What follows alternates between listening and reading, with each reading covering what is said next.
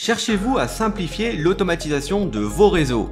Car dans ce cours, nous allons voir ensemble comment les formats de données XML, JSON et YAML peuvent transformer votre approche de la configuration et de la gestion des périphériques réseau. Je vais vous montrer les avantages et les utilisations de chacun de ces formats et nous verrons comment ils facilitent l'intégration des API pour une gestion réseau plus efficace et automatisée.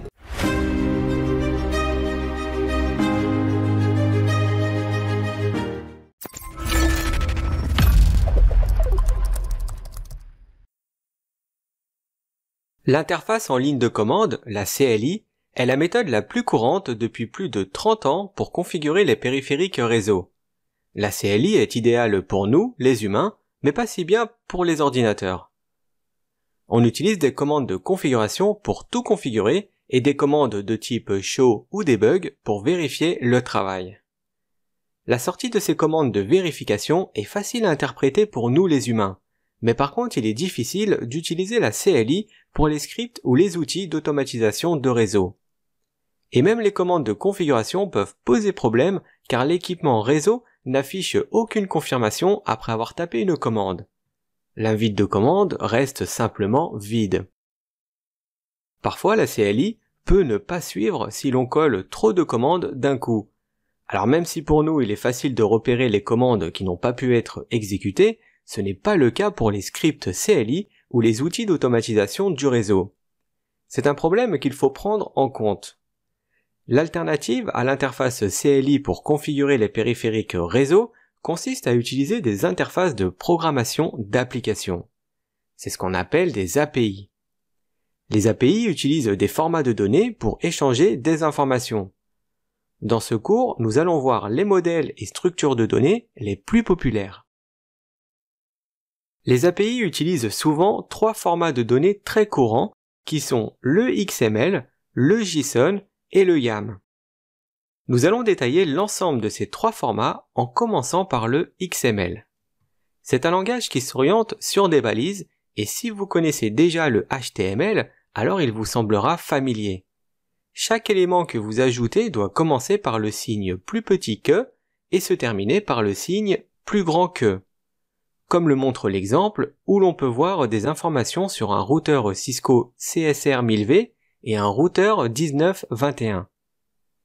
On va maintenant comparer une sortie CLI et XML. Dans la sortie CLI, on peut voir le résultat de la commande show ARP. Et voici ce que ça donne en XML. Les différents éléments sont bien détaillés, ce qui rend la sortie XML très facile à lire. Passons maintenant au JSON, qui est plus récent que XML et a aussi une syntaxe assez simple. Le JSON stocke les informations dans des paires de clés-valeurs et utilise des objets pour son format. Il est plus facile à lire que le XML et utilise moins de ressources. Les objets commencent par une accolade ouvrante et se terminent par une accolade fermante. Les virgules permettent de séparer les objets, les doubles guillemets enveloppent les noms et les chaînes, et les listes sont encadrées par des crochets. Dans l'exemple, on voit les informations de notre routeur CSR 1000V et 1921. Pour comparer avec le XML, on va reprendre la sortie de nos deux routeurs en XML. Si on regarde bien les deux formats, on peut voir qu'en XML, nous avons deux balises. Une pour chaque routeur, alors qu'en JSON, il n'y a plus qu'un seul objet routeur qui regroupe les deux routeurs. Passons maintenant au dernier langage qui est le YAML. La traduction de YAML en français indique que ce n'est pas un langage de balises contrairement à XML. YAML est un langage permettant de représenter des données structurées, comme le ferait XML par exemple, mais de manière plus naturelle et moins verbeuse. YAML est un surensemble de JSON, ce qui signifie qu'un analyseur YAML comprend JSON mais pas nécessairement l'inverse.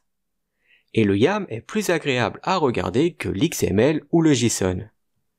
Dans le YAML, les valeurs sont séparées par deux petits points. Les listes commencent par un trait d'union et il est possible d'ajouter des commentaires avec un dièse. Les fichiers YAML sont souvent utilisés pour gérer la configuration car ils sont faciles à lire et les commentaires sont très utiles. Et voici la comparaison entre les différents langages. Le YAML est tout de même plus facile à lire car il ne contient pas les virgules et crochets du JSON. Lorsque l'on travaille avec des fichiers XML, JSON ou YAM, l'idéal est d'utiliser un éditeur de texte pour se simplifier la vie et avoir une meilleure visualisation. Par exemple, le logiciel Visual Studio Code est idéal pour ce type de fichier.